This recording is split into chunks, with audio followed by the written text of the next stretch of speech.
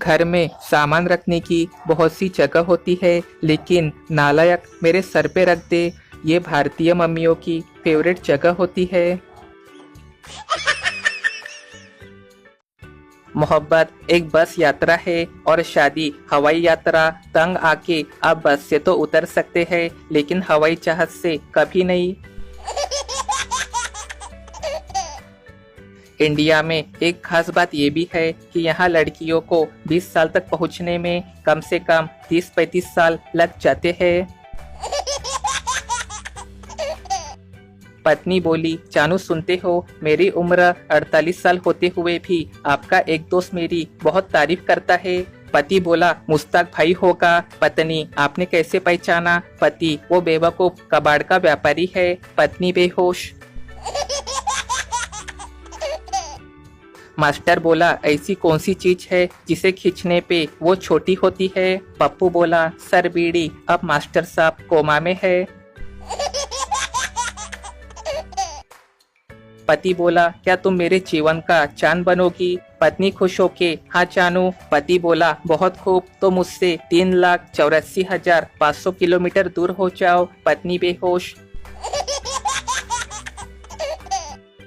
Share बाजार में डूबा हुआ पति बैठे बैठे अपनी मोटी पत्नी की तरफ गौर से देख रहा था। फिर मन ही मन में बोला, अपने जीवन की सिर्फ एक यही इन्वेस्टमेंट है जो देखते देखते 3 गुना हुई है।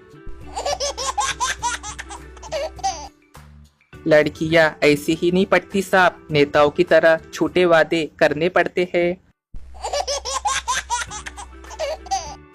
पत्नी ने मेरा मोबाइल चेक किया, उसमें कुछ भी गलत नहीं मिला तो सर पकड़ के बोली, हे भगवान, जिसे कोई खास नहीं डाल रहा है, मैं ऐसे आदमी के साथ अपना जीवन गुजार रही हूँ।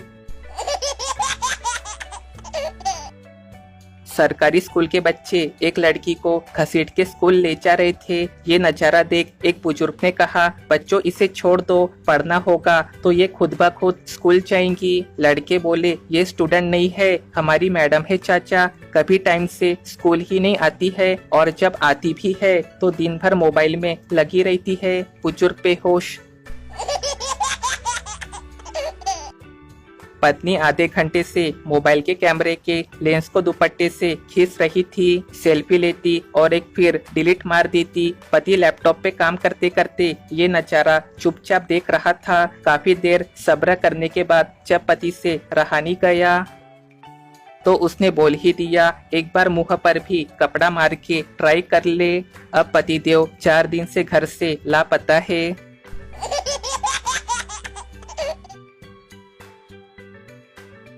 भारतीय महिलाएं बहुत ही सीधी होती है, जो पूरे 7-8 घंटे बैठकर मोहल्ले भर की चुगली करती है और बाद में ये कह के उठ जाती है कि चूल्हे में जाने दो बहन, अपने को क्या करना। हम सभी को मधुमक्खी से एक बहुत ही अच्छी बात सीखने को मिलती है, वो ये कि जो ज्यादा परेशान करे उसका मुंह सुजा दो।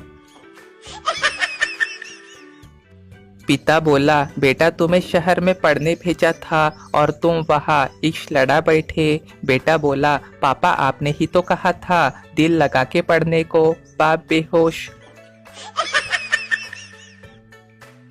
दुनिया सचमुच में गोल है, उसका एक उदाहरण देखिए। यदि घर का टीवी बिगड़ जाए तो माँ बाप कहते हैं बच्चों ने बिगाड़ा है, और अगर बच्चे बिगड़ जाए तो कहते हैं टीवी ने बिगाड़ा है। आज मैंने एक नया प्रयोग किया। मैंने चेहरे पे एक तरफ डव साबुन लगाया और दूसरी तरफ मम्मी ने एक जोरदार थप्पड़ लगाया। आप यकीन करेंगे ही कि थप्पड़ वाली साइड ज्यादा चमक रही है। लव यू माँ। हॉस्पिटल में भर्ती पंडित जी से पुलिस ने पूछा, ये कैसे हो गया? पंडित जी ने बयान दिया कि कथा करने की आदत पड़ी थी गणेश उत्सव के त्योहार में। उसी फोन में करवा चौथ वाले दिन बीबी से कह दिया, जल्दी पूजा करो, 2-3 जगह और जाना है। बस उसके बाद बीवी ने छत से धक्का दे दिया। कोर्ट में मुकदमा जीतने के बाद जज साहब ने बुजुर्ग को बधाई देते हुए कहा, बाबा जी आप केस जीत गए। बुजुर्ग ने कहा, प्रभु आपको इतनी तरक्की दे कि आप दरोगाची बन जाए। ये सुन बगल में खड़ा वकील बोला, बाबा जी जज तो दरोगा से बहुत बड़ा होता है। बुजुर्ग बोला, नाही साहब, मेरी नज़र में तो दरोगाची ही बड़ा है। वकील बोला, वो कैसे? बुजुर्ग बोला, जज साहब ने मुकदमा खत्म करने में 15 साल लगा दिए, जबकि दरोगाची ने शुरू में ही कहा था कि 1500 रुपए दे दो, 2 दिन में मामला रफा दफा कर दूंगा।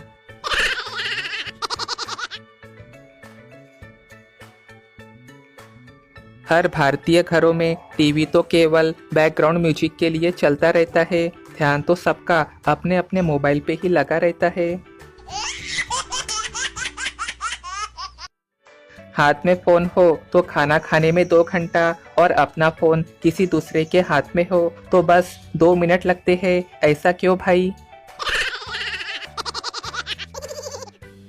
लड़का माँ से, मुझे ऐसी लड़की से शादी करनी है जो मेरी बूढ़ी माँ का अच्छे से ख्याल रखे। तभी माँ ने चप्पल फेंक के लड़के के सर पे मारी और बोली, नालायक, बूढ़ी किसको बोला? जज बोला, घर में मालक के रहते तुमने चोरी कैसे की? चोर बोला, जज साहब, आपकी अच्छी नौकरी है, अच्छी पगार है, अब ये सब सीखकर ऐसा काम करना आपको सूट नहीं देगा। जज सीधा कोमा में। छुट्टी वाले दिन भारतीय पत्नियों की निगाहें उस ठेकेदार के जैसे लगती है जिसकी लेबर खाली बैठे मोबाइल चला रही हो। हम भारतीय लोग सामान खरीदते समय डिस्काउंट नहीं मांगते हैं, बल्कि हम दाम कम करने के लिए दुकान से बाहर जाने की जबरदस्त एक्टिंग करते हैं। पुलिस विभाग की भर्ती चल रही थी, उसमें एक मंत्री जी का साला भी भाग ले रहा था। स्वाभाविक था कि मंत्री जी के साले के लिए सब अपनी अपनी ओर से जो कर सकते थे करने का प्रयास कर रहे थे। भर्ती की 5 किलोमीटर की रेस पूरी हुई।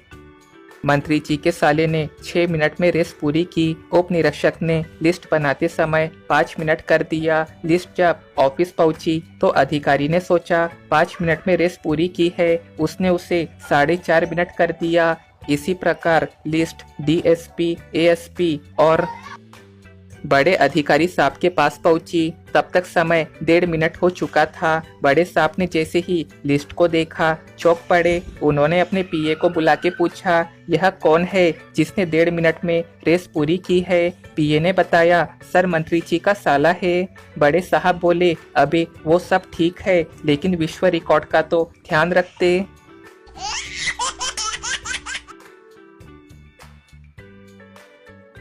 जागो इंडिया बहुत ही अच्छा न्यूज़पेपर है। समोसे का पूरा तेल और चटनी पी जाता है। लड़की को कैसे पटाए, उनकी कदर कीजिए, उनको प्यार करे, उनकी रक्षा करे, उनकी केयर करे। लड़के को कैसे पटाए, सिर्फ एक छोटी सी स्माइल और सारा खेल खत्म।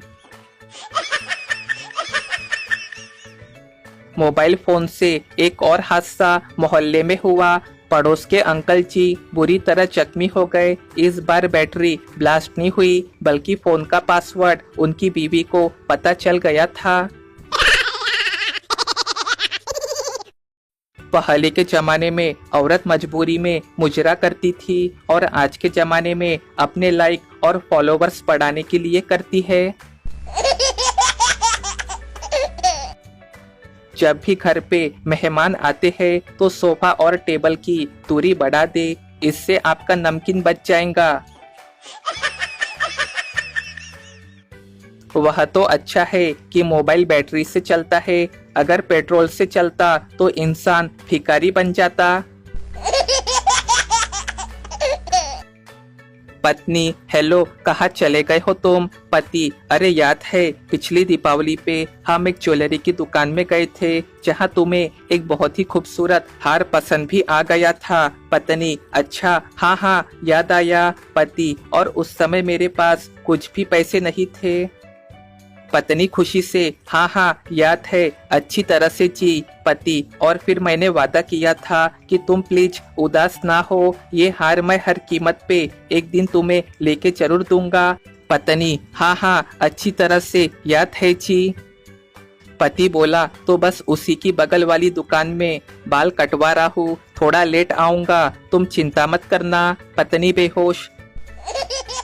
अपनी धर्म पत्नी को सुधारने की कोशिश कभी ना करे, क्योंकि इससे पहले भी आपके दादा परदादा नाकाम कोशिश करते हुए वीर गति को प्राप्त हो चुके हैं। सभी पतियों के जनहित में जारी। एक दिन दुनिया तबाह हो जाएगी, सब कुछ खत्म हो जाएगा, लेकिन ये कुछ नेता आटे को लीटर और पेट्रोल को किलो में बदलने में लगे रहेंगे। आज मैं SBI बैंक गया था कुछ पैसे जमा करने, और पूरे 3 घंटे तक लाइन में लगे रहने के बाद मुझे एहसास हुआ कि नीरव मोदी और विजय माल्या ने इनके साथ जो किया ना, वो बिल्कुल ठीक ही किया। हद होती है, कुछ दिनों से शर्ट पे लिपस्टिक का निशान तो क्या, किसी का एक बाल तक नहीं मिला। तो मुंह फुलाते हुए बीवी बोली: बताओ आखिर कौन है वो टकली कंची? नमन है हमारी भारतीय पत्नियों को। जमाना कुछ ऐसा है कि एक हाथ में मक्खन और दूसरे हाथ में चूना रखना पड़ता है साफ। जब जैसे लोग मिले वैसे उन्हें लगाते चल, यहाँ अपना काम निकालना पड़ता है साहब। एक औरत टैक्सी वाले से रेलवे स्टेशन जाने का कितना किराया लगेगा? टैक्सी वाला बोला: 300 रुपये लगेगा मैडम। औरत बोली: और मेरे पति भी साथ आए तो कितना किराया लगेगा? टैक्सी वाला बोला: उतना ही, 300 रुपये ही लगेंगे मैडम जी। औरत अपने पति से: देखो मैंने बोला था ना, तुम्हारी कोई कीमत ही नहीं है। लिख के ले लो, 1000 लोग हार्ट अटैक से मर जाएंगे और 10,000 लोग ICU में भर्ती हो जाएंगे अगर मोदी जी टीवी पे लाइव आ जाए और बस इतना कहे कि मेरे प्यारे देशवासियों आज रात 12 बजे से, और इतना कहते ही लाइट चली जाए। पहले मैं दाढ़ी बढ़ा के बाबा बनना चाहता था, फिर एक लड़की मिली और मैं बाबू बन गया, एक सड़क छाप आशिक के कलम से। ग्राहक बोला: रसगुल्ले की दुकान तो तेरे पापा की ही है, तेरा खाने का मन नहीं करता? बंटी बोला: बहुत मन करता है अंकल, लेकिन पापा गिन के रखते हैं, इसलिए बस चूस के वापस रख देता हूँ। ग्राहक बेहोश। एक आदमी ने अपने गुरुजी से पूछा: गुरुजी, पिछले कुछ समय से एक चमत्कारी घटना घट रही है। आधी रात को जब मेरी नींद खुलती है तो देखता हूँ कि मेरी पत्नी सिर तक चादर ओढ़ के सोई रहती है और एक प्रकाश पुंज उसके सिर के आसपास फैला रहता है। क्या मेरे पत्नी के पास कोई अलौकिक शक्ति है? गुरुजी बोले: बेटा बुद्धि से काम लो, तुम्हारी पत्नी चादर के अंदर तुम्हारा मोबाइल चेक कर रही होगी। दैवीय शक्ति के चक्कर में मत पड़ो और तुरंत अपने मोबाइल का पासवर्ड बदल दो, नहीं तो भविष्य में तलाक के संकेत तुम्हारे कुंडली में साफ नजर आ रहे हैं। एक शहर का पढ़ा लिखा अच्छे पद पे जॉब कर रहा लड़का लड़की देखने गया। लड़की पसंद आने पे लड़के ने लड़की से फरमाइश की कि तुम तो मुझे पसंद हो, पर क्या तुम्हारे पिता की हैसियत है मुझे कार देने की? इस पर लड़की ने एकदम झकास जवाब दिया। लड़की बोली: मेरे पिता की हैसियत तो हेलीकॉप्टर देने की है, पर क्या तेरे पिता की हैसियत है एयरपोर्ट बनाने की? बात करता है। ये सुन लड़का सीधा भाग गया।